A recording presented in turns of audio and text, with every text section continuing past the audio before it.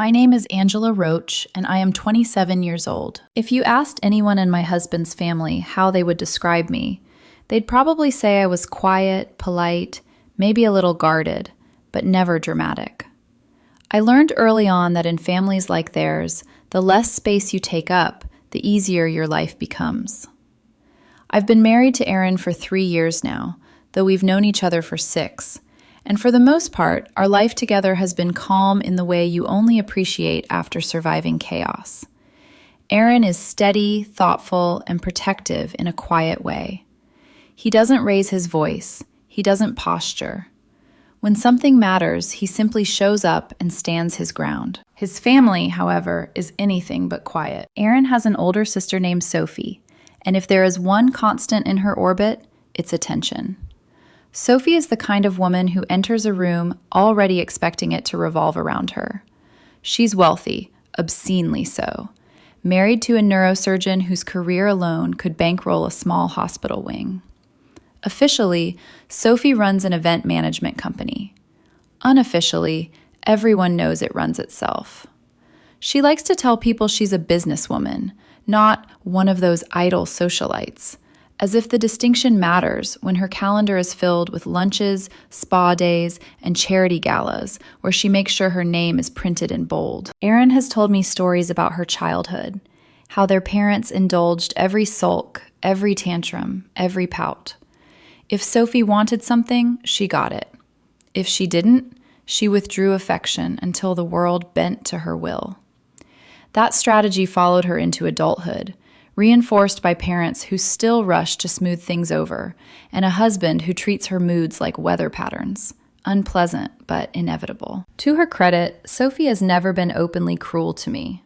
Dismissive, yes, condescending, often, but never outright hostile.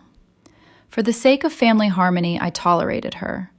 I smiled at dinners, nodded through her monologues, and reminded myself that I didn't marry her. I married Aaron. The only person in that family who made things easier was Nadia, Aaron's cousin. She's also 27, and despite being just a cousin, she and Aaron are closer than most siblings I know. They grew up in the same grade, the same schools, the same friend groups. Nadia is warm without being intrusive, honest without being sharp. Over time, she became my anchor at family gatherings, the person I could lock eyes with across a table and silently laugh when Sophie said something ridiculous. 3 weeks ago, Sophie called me out of the blue. Her voice was syrupy, overly cheerful, the way it gets when she's already decided something and just needs other people to fall in line. She invited me on an all-women family vacation to Spain. Just her, her mother, Nadia, and me.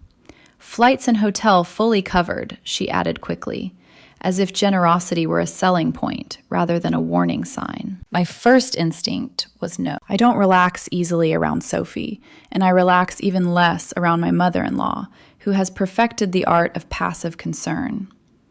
I told Sophie I'd think about it, which in my language usually means decline politely later. But that evening, Nadia called me. She sounded tired in a way that went beyond work stress. She told me she needed a break from responsibilities, expectations, from being the reasonable one all the time.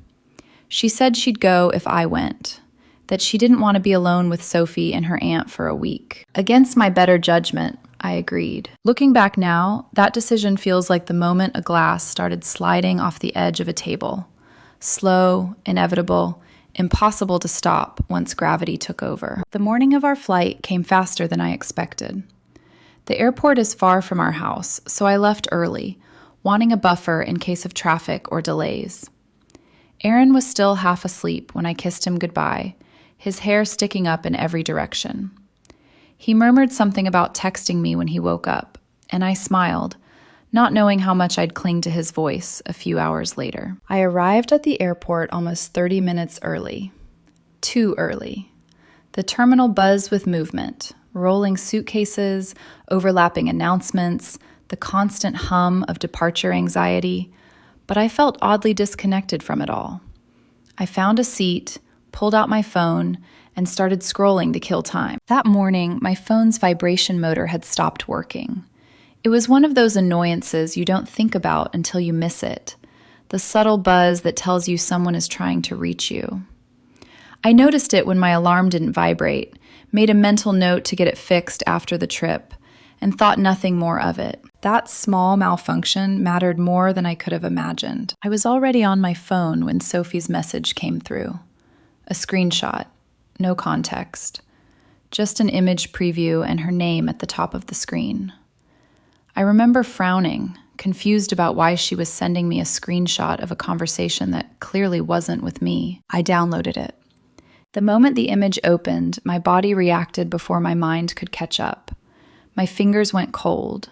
My chest tightened so fast it felt like my lungs forgot how to work. The photo had been taken just outside my house. I recognized the angle immediately.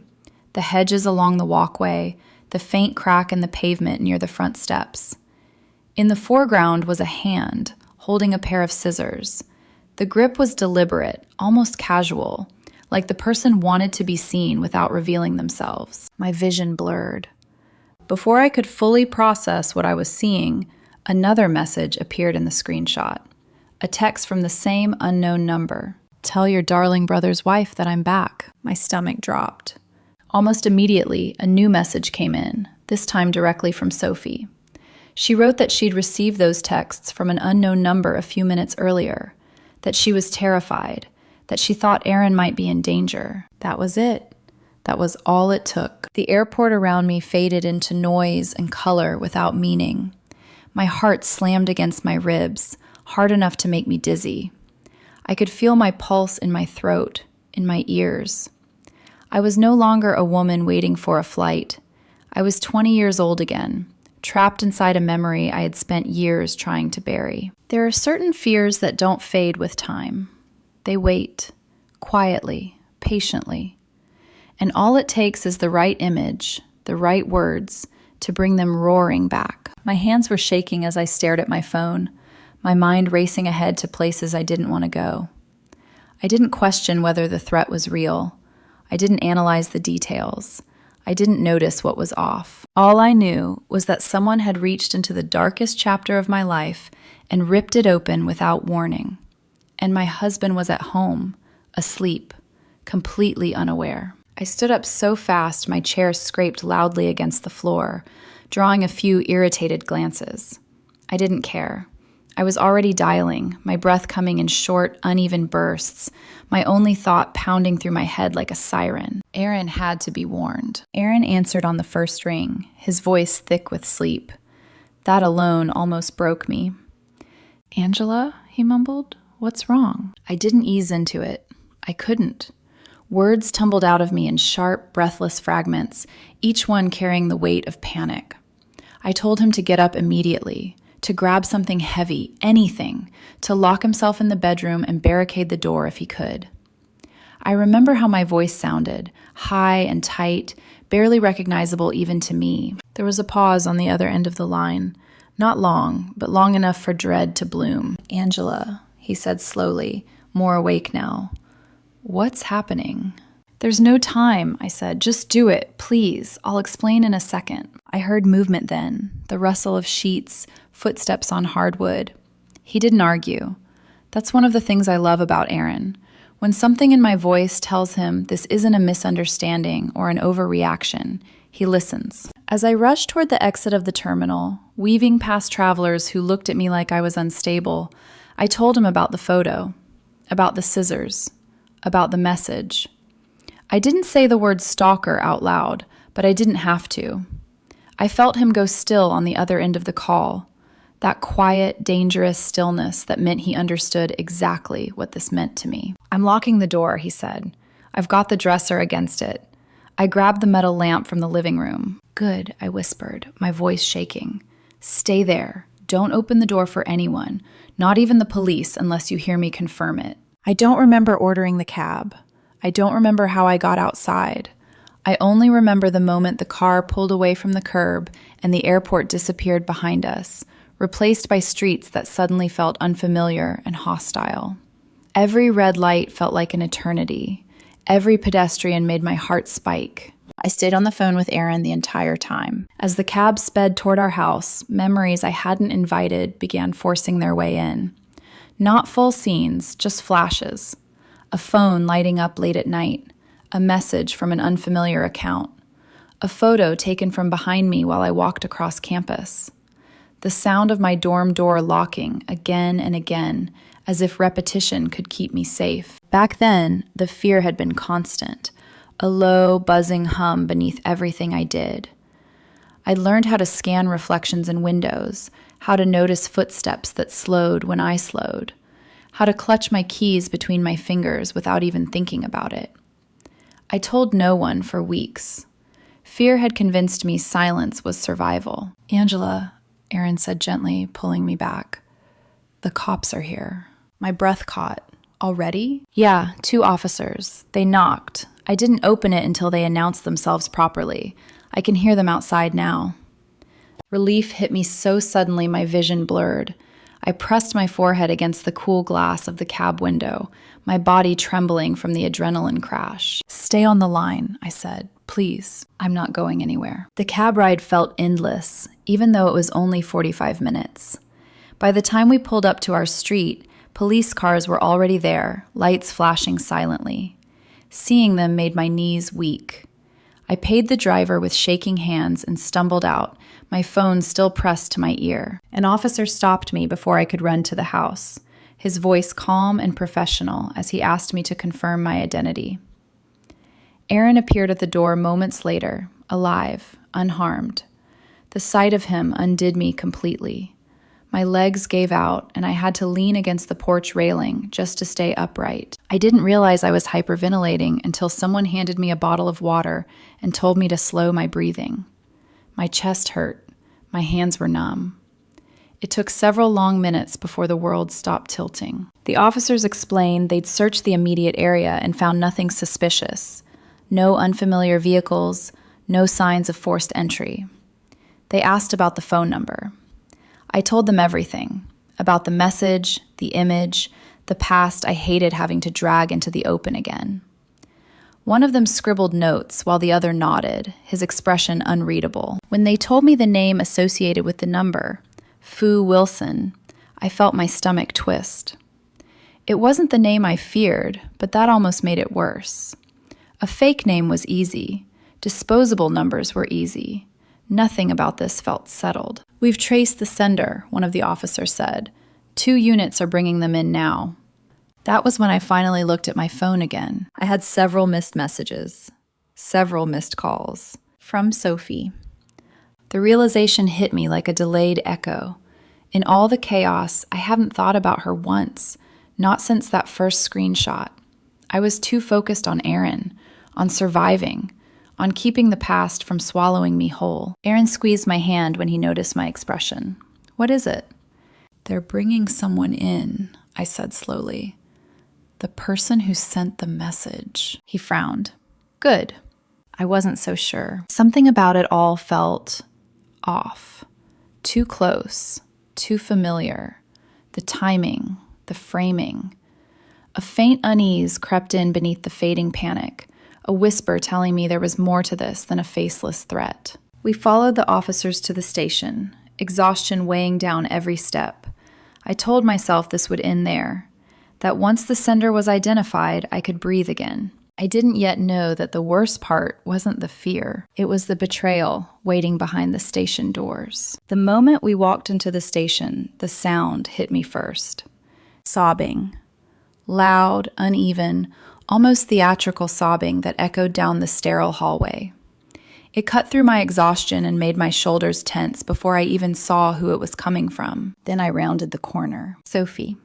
She was slumped in a chair near the front desk, mascara streaked down her cheeks, her shoulders shaking as 2 officers stood nearby.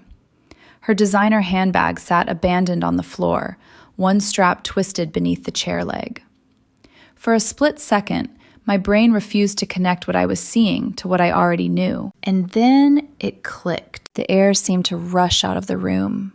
My hands went cold again, but this time it wasn't fear. It was something sharper, hotter. What is she doing here? I asked, my voice barely above a whisper. Aaron stiffened beside me. His grip on my hand tightened.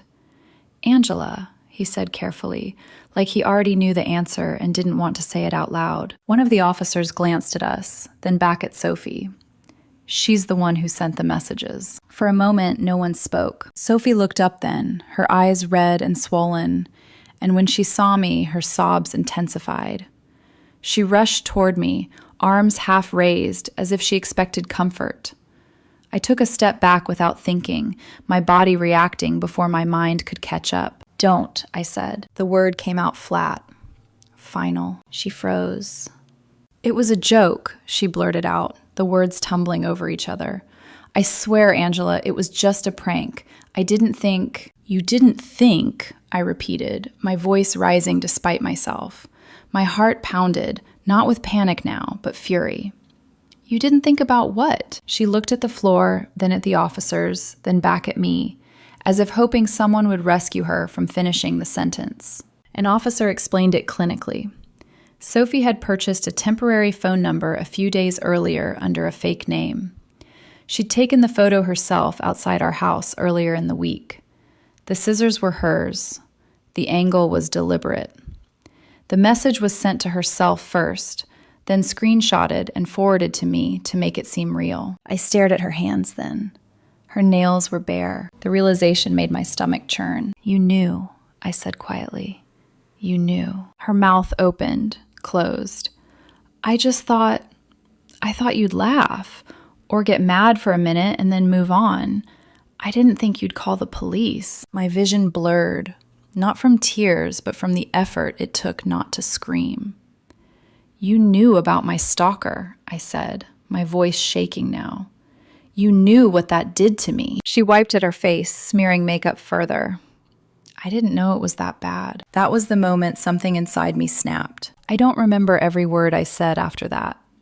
I remember the heat in my chest, the way my hands shook as I gestured, the way my voice echoed off the station walls as years of restraint evaporated.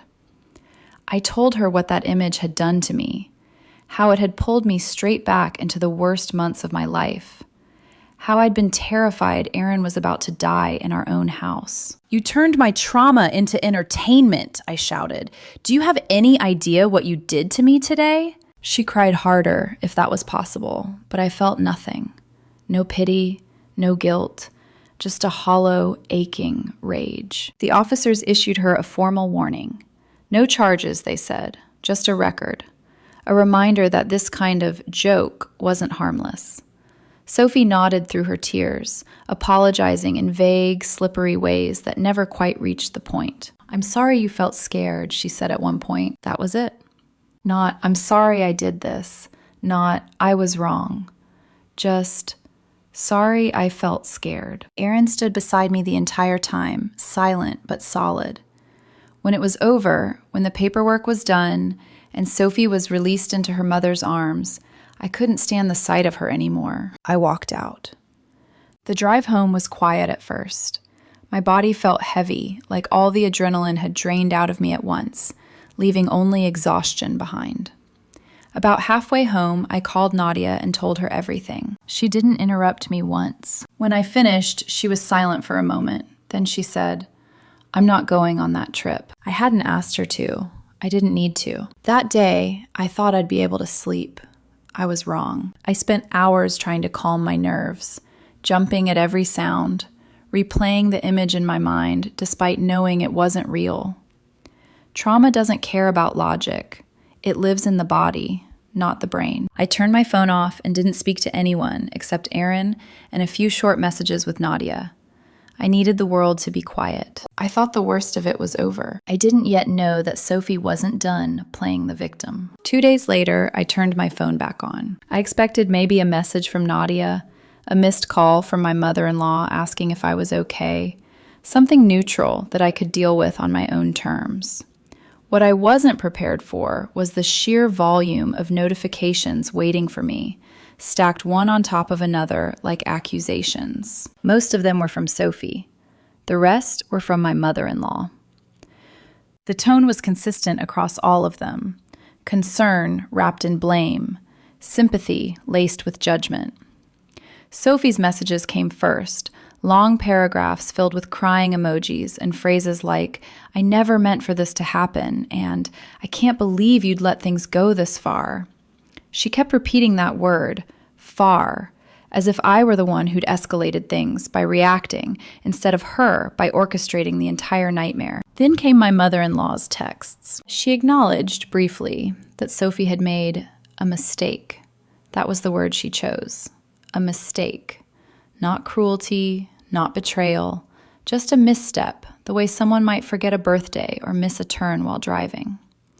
And immediately after that acknowledgement came the pivot. But you have to understand how hurt Sophie is now. She's being frozen out by the whole family. You're stronger than this. Be the bigger person. I felt something tight and unpleasant twist in my chest as I read. Sophie was being cut off by cousins, by extended family, by people who had heard what she'd done and decided they wanted nothing to do with it. Apparently, Aaron and Nadia had told the truth. They hadn't exaggerated. They hadn't softened it either. They told it plainly, and the fallout had been swift. Now Sophie was reeling, and somehow that had become my responsibility. I stared at the screen for a long time before replying to anyone. I didn't want to engage. I didn't want to explain myself again. But Sophie kept texting, each message more pointed than the last, each one carefully designed to poke at my conscience. "You know I'd never really hurt you. I thought we were closer than this. I can't believe you'd let everyone turn against me." That was the one that broke me. I could feel my anger building, layered over days of exhaustion and unprocessed fear. My hands shook as I typed, the words pouring out before I could stop them. I told her I was glad she'd chosen to pull such a cruel, insensitive prank, because it finally showed everyone exactly who she was. I told her I had nothing to do with the family cutting her off, but that I wished I did, because then at least something good would have come from her behavior. And then I crossed a line. I called her trash. I said she was as ugly on the inside as she was on the outside. I used the word pig, knowing exactly where it would land. I knew she was insecure about her weight. I knew how much it would hurt. The moment I sent it, I felt a rush of grim satisfaction. It was sharp, immediate, and fleeting. I set my phone down and turned on a movie, telling myself I deserved that release after everything she'd put me through. 3 hours later, my phone buzzed. Her reply was calm. Too calm. She said she'd always thought of me as a close friend, that she believed I'd brush off her small mistake without needing her to grovel. According to her, her regret should have been obvious, and I should have understood that without forcing her to spell it out. She accused me of going out of my way to hurt her, of being deliberately cruel when I could have simply ignored her. By the time I finished reading, my stomach was in knots. For the first time since the station, doubt crept in. Maybe I had gone too far. Maybe my anger had turned me into someone I didn't want to be. The weight comment replayed in my mind, sour and ugly. I knew how it felt to be judged for your body. I'd lived that shame myself. Aaron read the messages over my shoulder and scoffed. He told me she deserved everything she got, that I owed her nothing. Nadia, when I told her later, was gentler. She agreed Sophie was wrong, but said my words might have crossed a line. Lying in bed that night, staring at the ceiling, I couldn't sleep. I didn't feel sorry for Sophie, but I didn't feel good about myself either. And that internal conflict, the space between justified anger and regret, was where I found myself stuck. I didn't reply to Sophie right away. Instead, I sat with the discomfort, turning it over in my mind from every angle. Anger had protected me when fear couldn't. But now that the adrenaline was gone, what remained was something quieter and harder to face. My own values. I kept coming back to one sentence I'd typed in blind fury, the one comment I couldn't justify, no matter how many times I replayed what she'd done to me. The weight comment. I knew better. I'd lived better. I knew how it felt to be reduced to a body, to have insecurities used as weapons. I didn't regret calling Sophie out for her cruelty. I didn't regret exposing her behavior. but that one line sat in my chest like a stone. After reading through responses online and talking it through with Nadia, I made a decision that surprised even me. 5 minutes later, I sent Sophie a short message. I apologized, only for the body shaming. I made it clear I wasn't retracting anything else. Her prank was still unforgivable. But that insult wasn't who I wanted to be. I sent it, set my phone down, and felt oddly lighter. Hours passed before she replied. When she did, her message was exactly what I should have expected. She accepted the apology with a cool, detached tone, adding that she'd never expected much from me anyway. She insisted we were never really friends and wouldn't be moving forward as such. Then, almost as an afterthought, she offered a thin apology for the prank, saying she hadn't anticipated the fallout. Not the pain, not the trauma, the fallout. Still, it was enough. Not because it repaired anything, but because it closed the loop. I no longer felt guilty. I'd owned my mistake without excusing hers. Whatever happened next was no longer my burden to carry. Sophie drifted out of our lives after that. She deactivated her social media accounts and went quiet, according to Aaron's father. A few days later, Nadia announced her pregnancy. The joy in the room that night was genuine and full, a reminder that life moves forward, whether people grow or not. Sophie wasn't invited. She texted anyway, of course, congratulating Nadia, lamenting that she wished she could have been there, blaming prior commitments that didn't exist.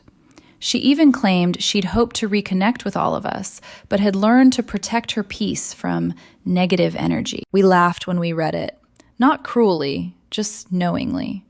The spell was broken. Looking back now, I don't feel proud of everything I said, but I don't feel ashamed either.